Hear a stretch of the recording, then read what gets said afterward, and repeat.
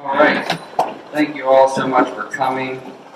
Thank you for having me. It's a beautiful turnout, a beautiful crowd, and we really appreciate all the work of the co-sponsors and co-organizers that helped put this together. So my name is Dustin Thompson. I recently joined the Delaware Sierra Club family as their volunteer and community outreach coordinator in July. So I go around to different organizations and do presentations on what we're working on, what we hope to accomplish, and I helped organize different initiative efforts. We recently had a great success with a landfill issue in Newcastle County. We helped organize the climate strike at UD, and we are looking forward to doing a lot of important things here in Delaware. Two initiatives that we really are striving to accomplish in the year to come and the years following are clean energy and clean transportation for all. Now, these are pretty broad topics, and there's a lot of facets within them on which we can work together and move Delaware forward. When we're talking about clean energy, the thing that the Sierra Club here at home and nationally would like to see is a much more broad, comprehensive approach to clean energy. So what we'd like to see in Delaware is a comprehensive plan to move towards 100% renewable energy here in Delaware. Now there's a lot of different parts to that. What we are working on over the next year, of course, we want to see an increase in our renewable energy portfolio standards, but we also want to see more robust and better funded energy efficiency programs, particularly for those low-income communities that are hit the hardest by inefficient rental units and older builds. There are also two initiatives that National has operated for a number of years now, the Clean Cities and Clean Schools programs. And we want to go and talk to community members and community leaders and civic organizations to find what exactly are the barriers that they're facing.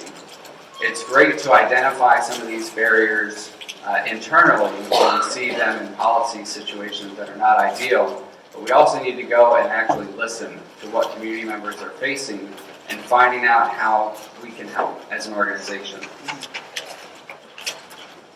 With regard to RPS, I'm not sure how many were plugged into that last year, but there was a bill that was floated last year to expand the renewable energy portfolio standards beyond the current goal, which is 25% by 2025. Of course, we all know in this room that that goal just isn't going to cut it when it comes to climate change. We know that 25% renewable is not enough on the state level, certainly not on a national level, to make the impact that we need to make. There were some issues, though, with the bill. The timing was the most prominent issue. It was floated right around the final hour of the legislative session, and a lot of people kind of lost their wits about that timing. They really, it wasn't as much the content for a lot of organizations that will probably be opposed to the concept as well, let's be honest, but their rallying cry was the timing. And the bill actually wasn't even introduced until formally until the session actually ended. So what we would like to see is next year, much earlier in the session, hopefully in January, we've heard that there will be a RPS bill introduced, and we want to make sure that it addresses certain key issues, such as what is the next step? Where's the next goal after 25% in 2025? Because we can't stop moving forward there. But we also want to make sure that the cost cap issue is addressed and a number of other issues as well. One thing that is going to make renewable energy much more feasible, I don't buy in that it's not feasible already, but much more feasible, is a much more robust discussion around energy efficiency. We have a major problem with regards to energy, and it's simply that we consume way too much energy. Part of that is a lack of programming for energy efficiency, both nationally. There are some programs on the state level, and they're great, organizations that help manage those. But often the people that are hit the hardest are the people that can't afford to be hit. They're paying $300, $400 a month electric bills in the city of Wilmington. So there is one organization actually that presented right before me, Interfaith Power and Light, who is doing and has done great work in terms of energy efficiency. And one thing that we're really excited, we've been talking to John Sykes about partnering on a program that benefits communities. Interfaith has set up relationships with other religious organizations, and they build custom-framed, basically removable storm windows that people can put up in the wintertime and then take down and open the windows in the summertime. And that dramatically cuts down on energy costs. And so we're very excited that John's welcomed us to join in on that effort, and we're very excited to get that underway. Another project that we're looking at in terms of energy efficiency is an energy report, a required energy consumption report given to all renters and all prospective home buyers. Anybody can get this. You can call your utility, you can usually go online, and it will tell you what is the average consumption over X number of months for your house versus other houses in the area. Because we really need the market to be a driving force behind energy efficiency.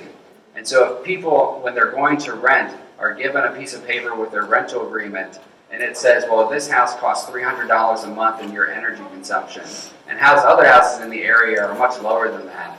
Or when they're looking at two different rental units in two different areas, well, this one costs $60 more a month in rent, but I'm saving $300 a month on my energy bills. And this is going to drive landlords to make energy efficiency improvements in their house to remain competitive. And there are a number of programs for those landlords that don't make an excessive amount of income to help them do these energy efficiency products, repairs, and improvements to help stay competitive in the marketplace. The Clean Cities program is also called the Ready for 100 program, and it's great to see that there are a number of cities and counties in Delaware that are putting out sustainability plans that are already talking about going to 100% renewable energy. That's fantastic. This program can actually help empower citizens in those communities and those cities to help give them some resources to keep pushing to make sure that those goals are achieved. It's great to set a goal. Goal setting is one of the first steps in implementing program and policy change. But you have to follow that up with concrete action. Ready for 100 is all about empowering citizens of those communities to keep going and keep pushing for that action. The Clean Schools Initiative is actually just now starting to get off the ground in Delaware. So we're already in conversations with a school in Delaware, a charter school that is wanting to go 100% renewable. It was really invigorating to see so many students come out for the climate strike. And I really just want to applaud the UD students for the environment that helped organize that climate strike. That was fantastic. So, thank you.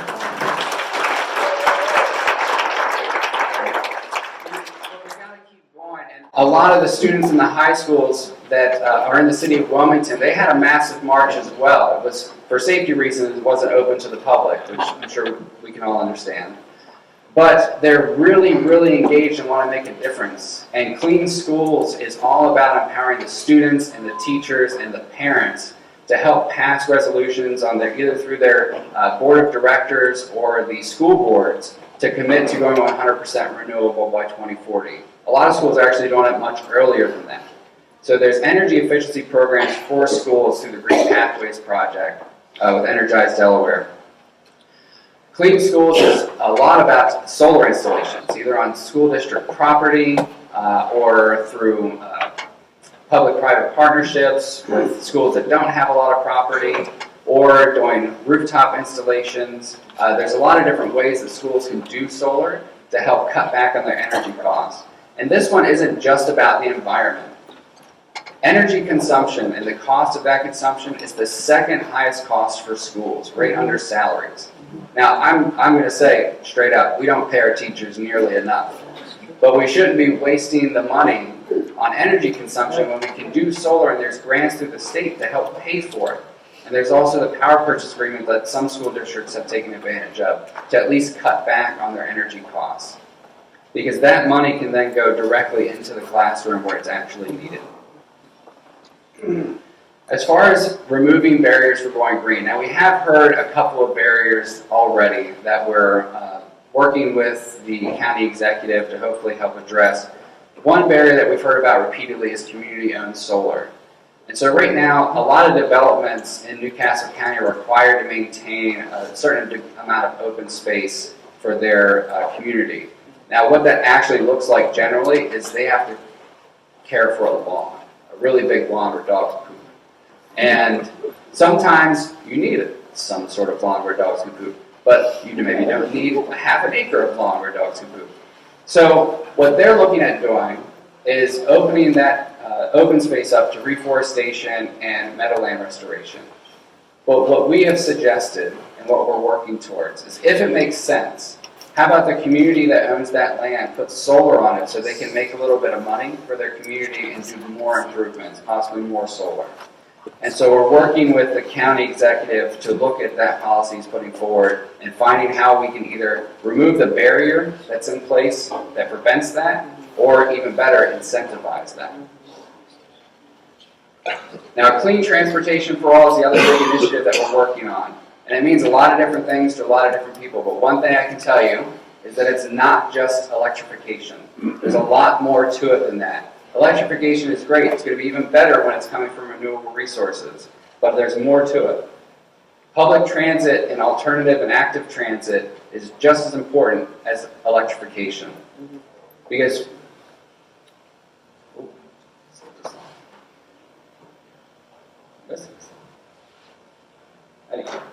so when we're talking about electrification, which is the most popular conversation to have around clean transportation, there are certain barriers that impact disadvantaged communities or communities that just don't happen to have a driveway. If you're like me and you don't have a driveway, you have street parking, there's no guarantee that you're going to get a spot in front of your house, even if you put in a charger. There's no guarantee you're going to be able to park there to charge your car.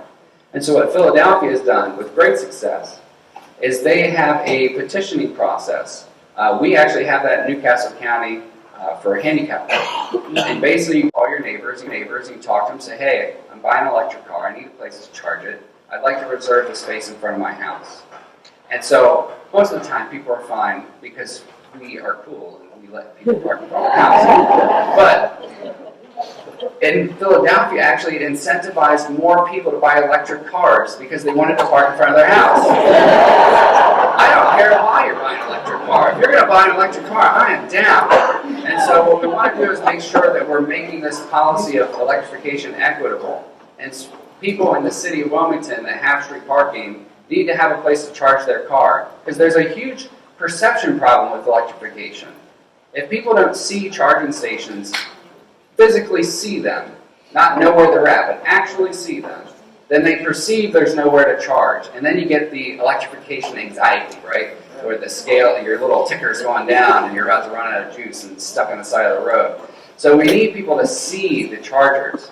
And so DelDOT has already said that they will work with communities and municipalities to put in right-of-way agreements. So that way the cities can put out bids for companies to put charging stations where their parking meters are, so you can park and then plug in right there. Places in the city that would make a lot of sense are like Market Street, as an example. And so DelDOT is down with that, so now we're working on talking with city and community leaders. We also want to make sure that we're electrifying the state and county fleets. As new cars, or old cars are being taken offline, they put in electric cars in their place, which that incentivizes the state to put in more infrastructure. Because DelDOT has a map that shows you where the charging infrastructure is, and there's a big little chunk down in Sussex, there's a big little chunk up in Newcastle, and only one or two in Kent. We've got to fill in that gap. And so having the state changeover can help move that along. But the reason why it's much more broad than electrification is because just like we have an energy consumption problem, we have a car problem. We are addicted to automobiles. We drive over 13,000 miles a year. The average person in Delaware, 13,000 miles a year. Nationally, it's over 3 trillion miles a year that we drive. We are addicted to horsepower, or torque in the case of electrification. So what we need to invest more in is infrastructure for walking and biking. And again, there's a perception issue here, because people don't perceive it as safe. I can tell you, I ride my bike to work every day through Wilmington, and you do kind of get used to it, you put your blinders on. But if you're not willing to kind of get over that hump, you're never going to get on a bike and ride through the city of Wilmington. There needs to be infrastructure that makes it safe for you to ride to work. So that means when we're building new infrastructure, we need to look at our codes and ensure that when it makes sense that we're incentivizing more bike lanes and more sidewalks, and not just waiting till there's a change of hands in the building ownership. We need to proactively do this. We need to support communities like Newport that's doing a Complete Communities project that's going to put much more public transit and walkable, bikeable infrastructure in their city and reduce traffic.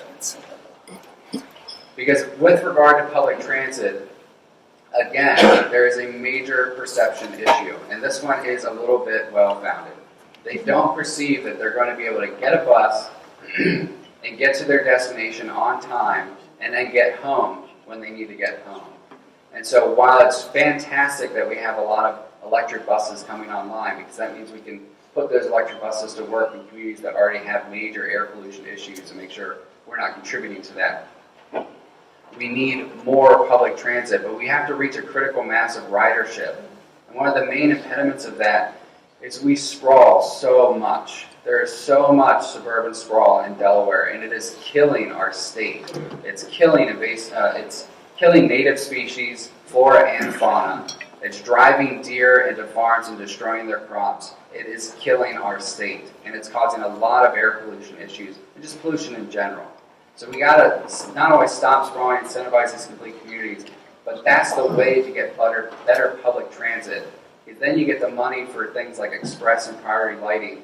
You know, when the ambulance comes through the lights and they kind of get greens as they go through because they got the sensors that communicate with the lights. A lot of states actually put that in public transit as well, so they know the buses run on time and they'll get you to where they need to go. But in order to get those investments, we have to reach that critical mass of ridership. So these are just a few of the things we're working on. Just a few, right? It's nothing major. But it's going to take action on a lot of different levels. It's going to take the state passing energy efficiency funding and RPS. It's going to take counties and cities to talk to their residents and find those barriers and systematically remove them. It's going to take school districts committing to going 100% renewable energy to put more money back into the classroom. And in order to do all of these things, it's going to take you. We need a lot of people. We have a lot of people already that are working on this, but we can always use more hands. With a lot of these initiatives, they are community-led. And so we need members from the communities because that's who the politicians and decision makers and policymakers actually listen to. Yes, they will listen a bit to national and state organizations, but they listen a lot more to community residents. And so we need community members to get engaged. Even if it's one person that has one friend, we can help them. And so if you're willing to help on some of these initiatives, we would love to have you. My email address is just my first and last name with a period in the middle, at sierraclub.org. Sherry is our executive director. That's her email address.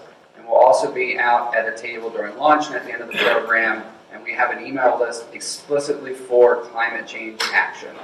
And so if you want to opt into those emails to tackle some of these big issues, we will take your information, and you will only get emails from that list specifically on actions that you can take now.